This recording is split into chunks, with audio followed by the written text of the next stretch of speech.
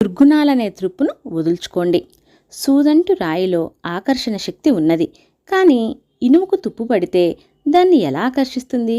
అదే రీతిగా మీకు ఆ అవిశ్వాసం, ఈర్ష్య, అసూయ అనే త్రుప్పు పట్టినప్పుడు మిమ్మల్ని భగవంతుడు తన దగ్గరకు ఎలా లాక్కుంటాడు?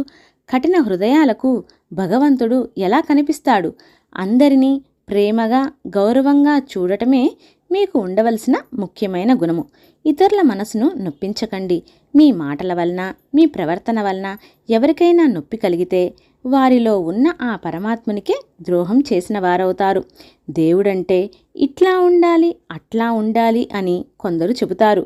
అట్లుంటే దేవుడు కాదు, ఇట్లుంటే దేవుడు కాదు అని దేవుణ్ణి తాము సృష్టించినట్లు పెద్దగా తీర్మానాలు చేస్తుంటారు.